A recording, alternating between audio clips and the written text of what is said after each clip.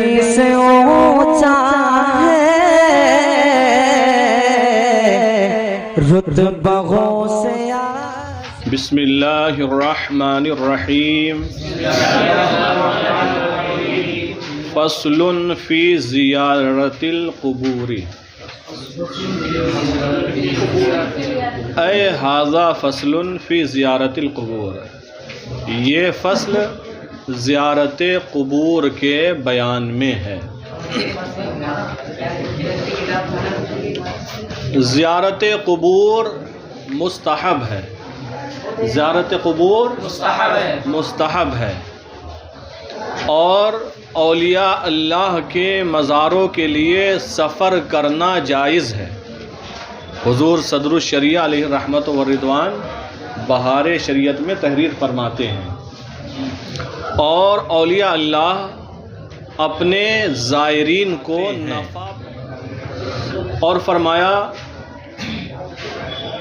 ہفتے میں ایک دن زیارت قبور کے لیے جانا چاہیے، وہ جمعہ کا دن ہو یا جمعرات کا دن ہو یا ہفتے کا دن ہو یا پیر کا دن ہو، 4 دن بیان کیے گئے، اور پھر فرمایا کہ سب سے افضل جمعے کے دن صبح کا وقت ہے، جمعے کے دن۔ حالانکہ دیکھا جاتا ہے لوگ جمعے کے دن جاتے تو ہیں لیکن نماز جمعہ سے فارغ ہونے کے بعد جاتے ہیں، تو فرمایا سب سے بہتر جمعے کے دن صبح کا وقت ہے، ہو سکے تو فجر پڑھو اور حاضری دے لو۔ بہرحال تو زیارت قبور مستحب ہے، بہتر ہے کہ ہر ہفتے میں کم از کم ایک بار تو جانا چاہیے۔ کتاب کی عبارت دیکھیں، زیارتها للرجال والنساء علی الاصح، اصح قول کے مطابق مردوں اور عورتوں کے لیے قبروں کی زیارت کرنا مستحب ہے۔ اصح قول کے مطابق مردوں اور عورتوں کے لیے قبروں کی زیارت کرنا مستحب ہے۔ ساری بات سے ہم اتفاق رکھتے ہیں، لیکن یہ جو کہا کہ عورتوں کے لیے بھی صحیح قول کے مطابق قبروں کی زیارت کرنا مستحب ہے، اس میں کلام ہے۔ آپ بھی یہ جانتے ہیں کہ عورتوں کے لیے اجازت نہیں ہے۔ اصل میں جو حدیث پاک ہے مطلق ہے، رسول پاک صلی اللہ علیہ وسلم نے ارشاد فرمایا کہ میں تمہیں زیارت قبور سے روکتا تھا، منع فرماتا تھا، اب تم زیارت قبور کرو، اس لیے کہ قبروں کی زیارت کرنا یہ آخرت کو یاد دلاتا ہے، اس کی وجہ سے انسان اپنی آخرت کو، تو یہاں پر تخصیص نہیں فرمائی گئی مردوں کی اور عورتوں کی۔ اور در مختار کے اندر اس کو اختیار کیا ہے کہ عورتوں کے لیے بھی زیارت قبور جائز ہے، در مختار میں اسی قول کو اختیار کیا ہے۔ لیکن رد المختار جو در مختار کی شرح کی حیثیت سے ہے، رد المختار، اس میں لکھا یہ ہے کہ عورتیں اگر زیارت قبور کے لیے جائیں اور اپنوں کی زیارت کو جائیں، تو رد المختار میں کیا ہے کہ اپنے عزیز و اقارب کی قبروں پر جائیں گی تو جزع و فزع کریں گی، رونے لگیں گی، اور اگر اولیاء اللہ کی قبور پر برکت حاصل کرنے کے لیے بوڑھیوں کے لیے تو حرج نہیں، بوڑھی عورتوں کے لیے، لیکن جوانوں کے لیے ممنوع ہے۔ تو فرمایا اگر عورتیں اپنوں کی قبروں پر جائیں تو جزا فضا کریں گی، لہذا ممنوع ہے، نہ جائیں۔ ہاں اگر اولیاء اللہ کے مزارات پر تبرک حاصل کرنے کے لیے، برکات حاصل کرنے کے لیے جائیں تو بڑھیوں کے لیے جانے میں حرج نہیں، اور جوانوں کا جانا ممنوع ہے، رد المختار۔ پھر فتاوی رضویہ شریف میں ہے، اعلی حضرت رضی اللہ تعالیٰ عنہ فرماتے ہیں، اور اسلم یہ ہے، زیادہ سلامتی والا قول یہ ہے کہ مطلقاً عورتوں کو مزارات پر جانے سے منع کیا جائے۔ تو اسی پر ہمارا عمل بھی ہے، ہم بھی یہی حکم دیتے ہیں کہ مزارات پر عورتوں کا جانا مطلقاً منع ہے۔ اور اعلی حضرت رضی اللہ تعالیٰ عنہ نے یہ بھی تحریر فرمایا کہ جب اس خیر کے زمانوں میں اور میں نماز کے لیے جانے سے روک دیا گیا، منع کر دیا گیا، جبکہ نماز کے لیے بڑا تاکیدی حکم تھا۔ تو اب اس شر کے زمانے میں مزارات پر، قبروں پر جانے کی اجازت کیسے دی جائے گی، جبکہ شرعاً اس کا حکم کوئی تاکیدی بھی نہیں ہے؟ لہٰذا عورتوں کے لیے جانے کی اجازت نہیں ہے۔ حالانکہ بعض لوگوں نے وہی لکھا، جیسا کہ در مختار کے حوالے سے بیان کیا، انہوں نے مطلقاً کہا جائز ہے، اور رد المختار میں کہا کہ بڑیوں کے لیے جائز ہے، لیکن اعلیٰ حضرت رضی اللہ تعالیٰ عنہ نے فرمایا کہ مطلقاً عورتوں کو روکا جائے، بہتری اسی میں ہی ہے، ورنہ جوان بھی پھر بڑھیا بننے لگیں، کہیں گے اے بچے، میری عمر تو 50 سال کے اوپر ہو گئی ہے، میں کیوں نہیں جا سکتی، میں کون سی جوان ہوں، تو پھر وہ بھی بڑھیاں بننے لگیں گی۔ اصل مذہب سن لیا آپ نے؟ فرمایا ندب زیارتها للرجال والنساء علی الاصح، تو یہ کتاب کے مطابق ہے جو لکھا ہے کہ اصح قول کے مطابق مردوں کے لیے اور عورتوں کے لیے قبروں کی زیارت کرنا مستحب ہے، لیکن حکم یہی ہے کہ عورتوں کو اس کی اجازت نہیں ہوگی۔ بلکہ اس سلسلے میں یہاں تک فرمایا گیا کہ قاضی نے سوال کیا عورتوں کے قبرستان کی طرف جانے کے جواز کے سلسلے میں، تو کہا جواز اور فساد کے متعلق اس طرح کے معاملے میں نہ پوچھا جائے، بلکہ سوال یہ کیا جائے کہ عورت پر کس قدر لعنت لاحق ہوتی ہے، کس قدر لعنت برستی ہے۔ پھر فرمایا کہ جب عورت نکلنے کا قصد کرتی ہے تو وہ اللہ تعالیٰ اور اس کے ملائکہ کی لعنت میں ہوتی ہے، اور جب وہ نکلتی ہے تو شیاطین اس کو ہر طرف سے گھیر لیتے ہیں، لوگوں کی نگاہوں میں اس کو مزین کرتے ہیں، سب کی نگاہیں اس کی طرف اٹھتی ہیں، تو میت کی روح اس پر لعنت بھیجتی ہے۔ لہٰذا قبرستان عورتوں کو نہیں جانا چاہیے۔ پھر فرمایا جب قبرستان سے واپس ہوتی ہے تو وہ اللہ تعالیٰ کی لعنت میں ہوتی ہے، تو عورتوں کے لیے اجازت نہیں دی گئی۔ پھر آگے فرمایا اب قبرستان جب جائیں تو کیا کریں، کس طریقے سے ہم قبرستان پر حاضری دیں، کس طرح فاتحہ پڑھیں، کیا سلام کریں، بتایا۔ وَيُسْتَحَبُّ قِرَاءَةُ یاسین، اور سورہ یاسین کا پڑھنا مستحب ہے۔ جب آپ قبرستان جائیں، اپنے مرحومین کی قبروں پر جائیں تو وہاں جا کر سورہ یاسین شریف کا پڑھنا مستحب ہے۔ کیوں؟ لما وردہ، اس حدیث شریف کی وجہ سے، اس روایت کی وجہ سے جو وارد ہوا، جو حدیث شریف میں آیا ہے، کیا انہ من دخل المقابر وقرأ یاسین خفف اللہ تعالی عنہم یومئذ وکان لہ بعدد ما فیہ حسنات۔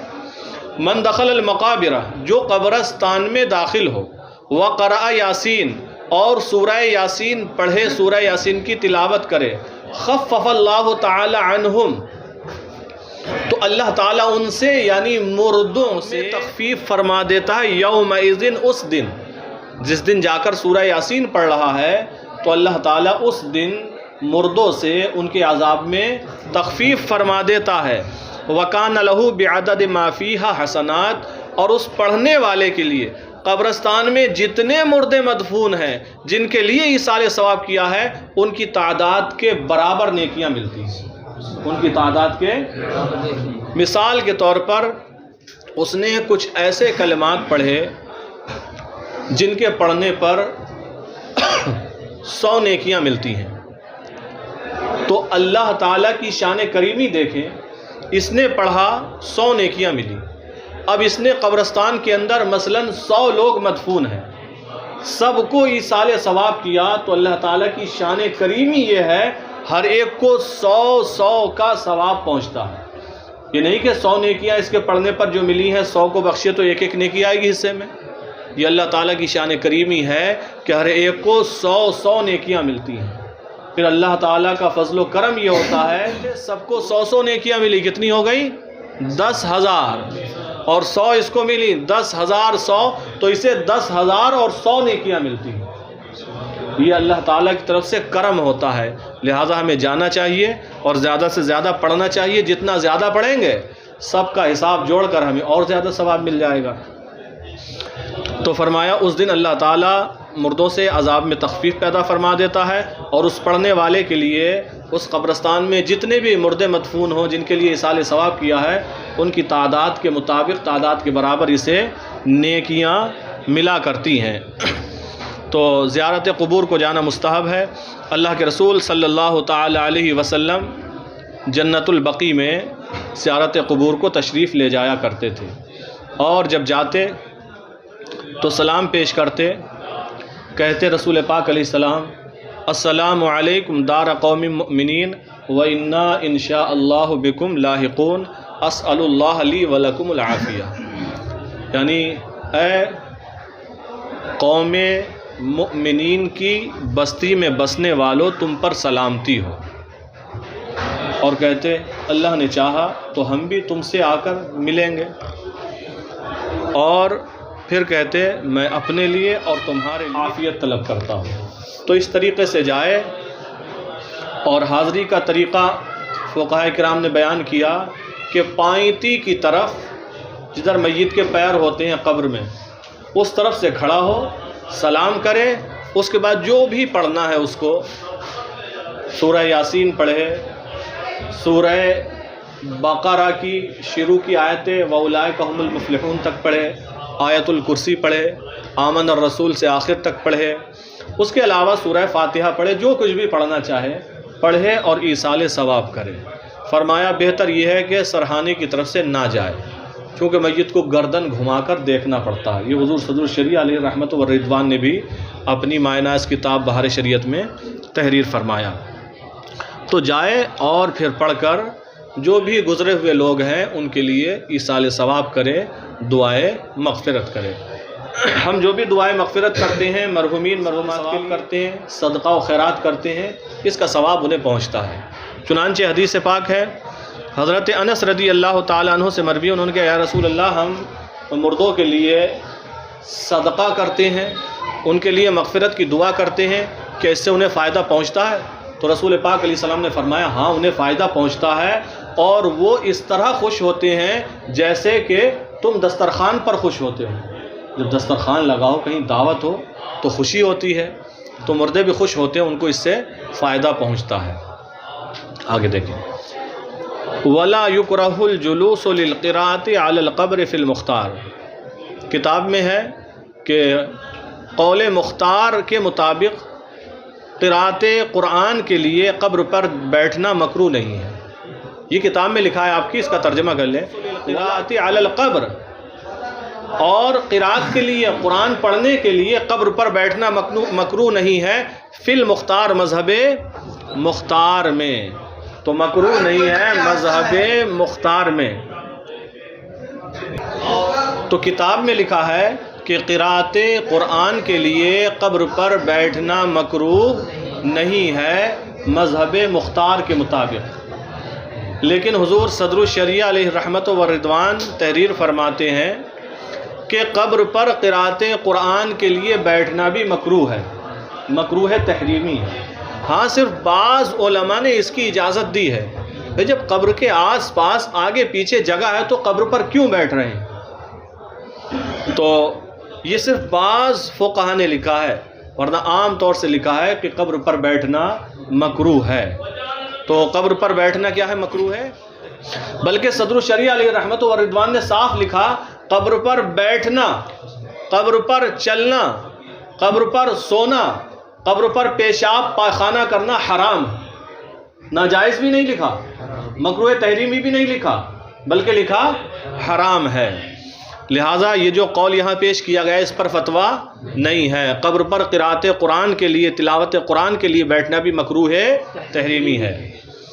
تو جو کتاب میں لکھا اس کا ترجمہ کر لیں، وَلَا يُكْرَهُ الْجُلُوسُ لِلْقِرَاءَةِ عَلَى الْقَبْرِ فِي الْمُخْتَارِ، اور مختار قول کے مطابق قبر پر قراءت قرآن کے لیے بیٹھنا مکروہ نہیں ہے، لیکن اس پر فتویٰ نہیں ہے۔ فتویٰ یہی ہے کہ قبر پر بیٹھنا مکروہ ہے اگرچہ قراءت قرآن کے لیے بیٹھے، اور قرآن پڑھنا نہ ہو ایسے ہی بیٹھنا چاہے تو کیا اجازت ہوگی؟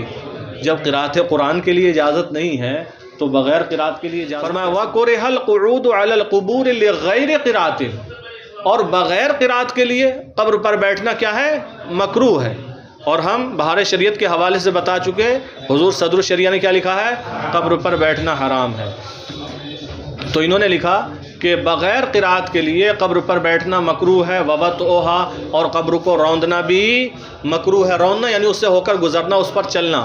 والنوم، اور قبر پر سونا بھی مکروہ ہے۔ وقضاء الحاجت علیہا، اور قبر پر قضائے حاجت کرنا، پیشاب پاخانہ کرنا بھی مکروہ ہے، مکروہ ہے تحریمی ہے۔ اور صدر الشریعہ فرماتے ہیں یہ سب کیا ہے؟ حرام ہے۔ وقلع الحشیش والشجر من المقبرۃ، وقلع الحشیش، اور گھاس کا اکھیڑنا، والشجر، اور درخت کا پودوں کا اکھیڑنا، من المقبرہ، قبر سے گھاس کو اکھیڑنا بھی مکروہ ہے۔ کیوں؟ کہ گھاس ہے، چھوٹے پیڑ پودے ہیں، یہ جب تک لگے ہیں، ہرے ہیں، تر ہیں، یہ اللہ تعالیٰ کا ذکر کرتے ہیں، اور جب ذکر کرتے ہیں اس سے میت کو انس حاصل ہوتا ہے اور برکتیں نازل ہوتی ہیں، عذاب میں تخفیف ہوتی ہے۔ تو اسی سے استدلال کرتے ہوئے فقہاء کرام نے فرمایا کہ جب پیڑ پودے، تر گھاس، یہ جب تک تر رہیں اللہ کا ذکر کرتے ہیں، تسبیح بیان کرتے ہیں، اور اس تسبیح کی وجہ سے برکتیں نازل ہوتی ہیں جس کا فائدہ میت کو پہنچتا ہے۔ تو اگر قبروں پر جا کر، اولیاء اللہ کے مزارات پر جا کر ایمان والے، تقوی والے، نیک لوگ نماز پڑھ کر جو گئے ہوں، وہ جا کر جب وہاں پر اللہ تعالیٰ کا ذکر کریں، تلاوت قرآن مجید کریں، اللہ کا نام لیں اور استغفار کریں، تو پھر اس کے ذریعے میت کو انس کیوں نہیں ہوگا؟ ان کے ذل نہیں ہوں گی۔ جب گھاس، پیڑ پودے کے تسبیح کرنے کی وجہ سے میت کو فائدہ مل رہا ہے، وہاں برکتوں کا نزول ہو رہا ہے، میت کو انس حاصل ہو رہا ہے، عذاب میں تخفیف ہو رہی ہے، تو اسی طرح جب ایمان والے نیک لوگ وہاں پر مزارات پر یا قبروں پر جا کر اللہ کا ذکر کریں، تلاوت قرآن کریں، تو اس کے ذریعے بھی برکتوں کا نزول ہوتا ہے، اور جو وہاں پر آرام فرمائے بزرگان دین یا قبروں میں جو مردے مدفون ہیں ان کو فائدہ پہنچتا ہے۔ تو قبر سے گھاس اکھاڑنا اور درختوں کو اکھاڑنا مکروہ ہے۔ ولا بأس بقلع الیابس منہما، اور جو گھاس یا پودے، درخت سوکھ گئے ہوں ان کو اکھاڑنے میں کوئی حرج نہیں ہے، چونکہ جب وہ سوکھ گئے تو ان کی تسبیح بند ہو گئی، لہذا سوکھی ہوئی گھاس اور سوکھے ہوئے پودوں کو اکھاڑنے میں کوئی حرج نہیں ہے۔ باقی تر گھاس ہے، پودے ہیں، تو ان کو رہنے دینا چاہیے کرتے ہیں۔ اس سلسلے میں دلیل کے لیے بخاری شریف کی وہ حدیث پاک ہے کہ رسول پاک علیہ الصلاۃ والسلام دو قبروں کے پاس سے گزرے اور ارشاد فرمایا ان دونوں قبر والوں کو عذاب دیا جا رہا ہے۔ پھر فرمایا کسی بڑے معاملے کی وجہ سے عذاب نہیں دیا جا رہا ہے، ان میں سے ایک تو یہ تھا جو پیشاب کی چھینٹوں سے نہیں بچتا تھا، دوسرا چغلی کیا کرتا تھا۔ پھر کھجور کی ایک شاخ منگائی، دو حصے کیے، ایک حصہ ایک قبر پر، دوسرا حصہ دوسری قبر پر رکھ دیا، اور فرمایا اب ان کے عذاب میں امید ہے کہ تخفیف ہوگی۔ تو جب ان تر شاخوں کے، پودوں کے ٹکڑوں کے رکھنے کی وجہ سے عذاب میں تخفیف ہوتی ہے، تو اسی پر قیاس کرتے ہوئے، اسی پر عمل کرتے ہوئے ہم جب مزارات پر جاتے ہیں، قبرستان جاتے ہیں، وہاں پھول رکھتے ہیں اور شاخیں رکھتے ہیں۔ یہ چیزیں بھی جب تک تر رہیں گی اللہ کا ذکر کریں گی، اور اگر وہ عام مومنین ہیں تو ان کے عذاب میں تخفیف ہوگی، اور اگر وہ اولیاء اللہ ہیں تو وہاں پر اللہ کا ذکر ہوگا، برکتیں مزید نازل ہوں گی۔ تو ہمارا یہ جو عمل ہے بخاری شریف کی اس حدیث پاک کی روشنی میں ہے۔